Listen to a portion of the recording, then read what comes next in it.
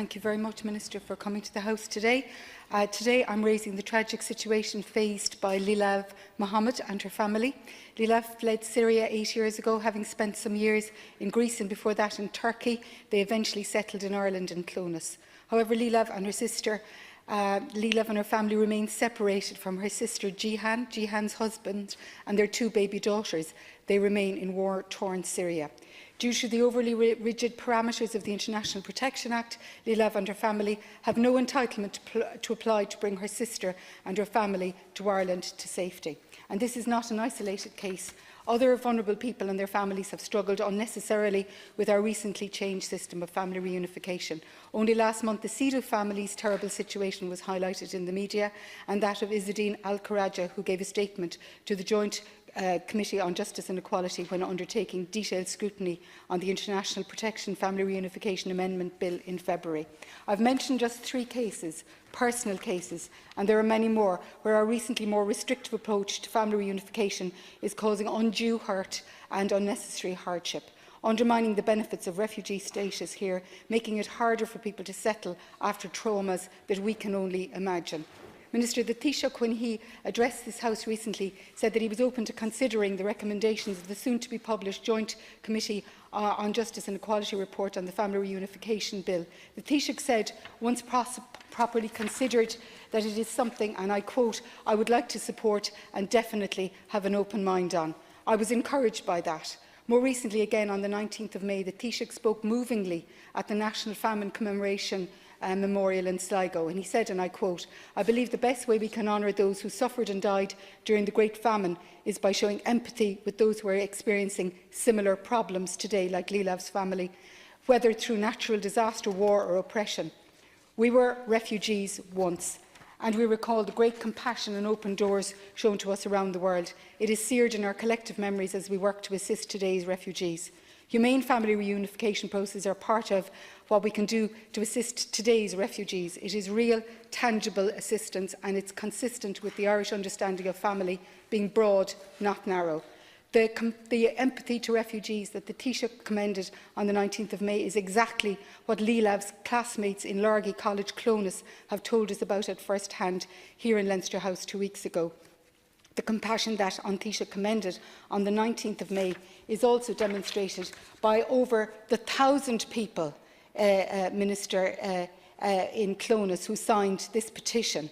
And I hope you will take notice of it. Minister, the International Protection Family Reunification Amendment Bill passed through its final stages in Seanad in March 2018 with a large majority and passed through Dáil a second stage in December with an overwhelming 78 to 39 majority. In February, the Joint Committee on Justice and Equality received the bill for detailed scrutiny, and we're expecting a favourable report in the coming weeks. So I ask you, Minister, what avenues are available to Lilav Mohammed and her family to apply for family reunification for her sister and her young family? I implore you to consider this particular case, the case of the Sido and the Al-Kharaj families too, and also to take account of the Taoiseach's own words on refugees fleeing war and oppression and the Family Reunification Bill.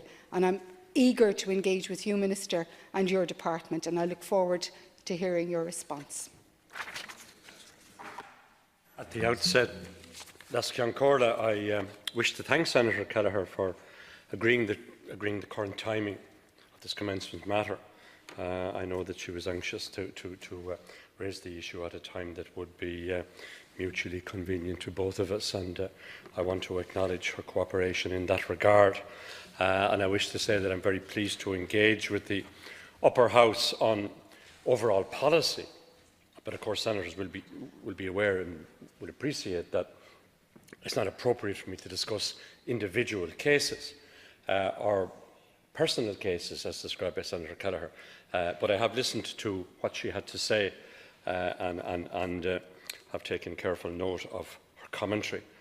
As set out in the non-EEA Family Reunification Policy document published by the Irish Naturalisation and Immigration Services (INIS), the immigration permission granted to successful applicants under the policy takes into account both the status of their sponsor and the relationship of the applicant to the sponsor.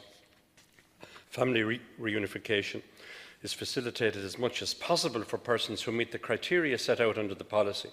all other things being equal. We recognise the importance of family reunification for the individuals who benefit from it, but also for the community as a whole, as family reunification helps integration, which of course is important for broader society. However, it goes without saying that there is a balance to be struck. There are limits within which the family reunification policy might apply. Generally speaking, decisions on family reunification will depend on both the immigration status of the person with an entitlement to reside in Ireland, usually called the sponsor, and the closeness of the relationship with the family member. The policy also draws a distinction between the sponsors who are Irish nationals, with the aim of facilitating family reunification as much as possible. For non-EEA sponsors, realistic criteria are set out, such as higher income thresholds that reflect the need for the family to support themselves and not in any way to become a burden on the state. Like most states, when considering inward migration, Ireland considers the implication for various services, including education, housing, healthcare, welfare, and so on. The sponsor must show evidence that they can provide for the basic need of the family members if they are permitted to come to Ireland.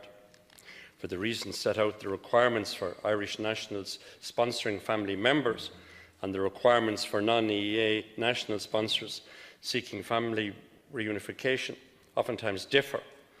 The criteria also differs depending on the closeness of the relationship of the sponsor, whether it's a spouse, child, parent, other relative. Separate from the criteria set out for persons under the policy document, there are other categories of non-EEA nationals who are eligible by legal entitlement to be a sponsor for family reunification. This includes, in particular, persons granted international protection, those with entitlements under the EU Free Movement Directive. I strongly believe, Concorda, or Lascahirdak rather, that it's important to retain and use ministerial discretion in this area of policy. From time to time, I've used my discretion to introduce new schemes under humanitarian admission programmes or as part of wider immigration policies. For example, senators will be aware I introduced the Irish Refugee Protection Programme Humanitarian Admission Programme 2 last year to provide humanitarian admission to Ireland for 530 eligible family members of Irish citizens and those with the status of protection in Ireland. The first open calls for proposals ran from the 14th of May to the 30th of June last year. The second call for proposals ran from the 20th of December to the 8th of February this year. I expect all 530 places under the programme to be filled. I want to say that discretionary measures in the wider immigration context tend to relate to those coming to Ireland for a particular purpose, who may wish to bring immediate family members with them. For example, researchers, approved scholarship programme students, intra-corporate transferees, PhD students, full-time non-locum doctors in employment, those involved in critical skills employment permit scheme, investors, entrepreneurs, etc. So, in summary, the procedures and rules for family reunification are set out in some detail by INIS. They're aimed to strike an appropriate balance between the rights and expectations of the sponsor and the obligations of the state to manage immigration. I thank the Senator for raising this issue, and I noted in particular what she said about the Taoiseach speech and also about a joint committee report. Thank you, Minister. Senator, supplementary. Thank you, Minister. And I have listened to your response, and I would like to say I would commend the Irish refugee protection policy and programme. I think it's a really good one, and I also am part of a community sponsorship programme myself in St Luke's. But I am not sure that the avenues that you have outlined will address the desperate situation faced by Lee Lav's family, nor will satisfy the 1,000 people who signed this petition in Clonus, and part of my job here today is to hand this to you. Nor do I believe it will help the Sido or the Al-Kharaj families I mentioned. Joanne and Khalil Sido applied to have their family reunited with them to the safety of Ireland. They are entitled to be here. Their parents and 2 young brothers, both of whom are under 18, were accepted, but their sister Norman couldn't be closer, was refused because she was over the age of 18. Norman Sido now remains separated from her family, languishing in Greece. The measures that we have don't address that family. Izzedine Al-Karaja, a Palestinian, is living with his wife and children in Cork, having been awarded protected status. He is, however, unable to bring his mother, who is ill, from Palestine. They have housing. He's just recently opened a little cafe. He's an entrepreneur called Is Cafe. It would not be a burden on the state. So, Minister, I ask you to let the International Protection Family Reunification Bill pass, allowing for the right to apply. That's all it is. It's the right to apply. It's modest, and to put it on a clearer, firmer footing. And I would welcome any opportunity to meet with you, Minister, on this matter, noting the Taoiseach's words and noting your bona fides on this matter. I feel this hasn't been properly heard by the Minister or the Department, so I really would like you to consider that and to think about the families I've raised today. Thank you, Minister. Thank you, Senator. Minister. Well, I want to stress that there are a number of factors to be taken into account when an application for family reunification is being considered. For example, whether the sponsor is an Irish citizen or the immigration status of the person with an entitlement to reside in Ireland, the closeness of the relationship with the family member. All these things are considered, as well as the sponsor's ability to demonstrate a certain minimum level of earnings. In this way, it's important that family reunification must be understood in the wider context of government policy. Government sets out the immigration policy, and of course everybody will accept that we need to balance the interests of the individual and the community. As I've already stated, economic considerations are an important factor when assessing family reunification cases. The economic benefits that migration can bring must be balanced with the cost to the state in terms of education, housing, healthcare and welfare that may arise from family migration. For example, the financial thresholds for those seeking family reunification with an elderly dependent relative will be higher due to the potential burden on state services. I have to also say that what we do here in Ireland in terms of policy is in line with the general approach to immigration taken by European countries. In addition to the policy document criteria, legal entitlements of the specific categories such as persons granted international protection, those availing of EU free movement. I've also introduced targeted schemes such as the Irish Refugee Protection Humanitarian Admission Programme 2, as well as building family reunification into certain types of immigration commissions that I've outlined.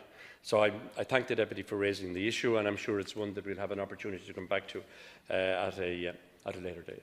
Thank you, Minister, and thank you, Senator.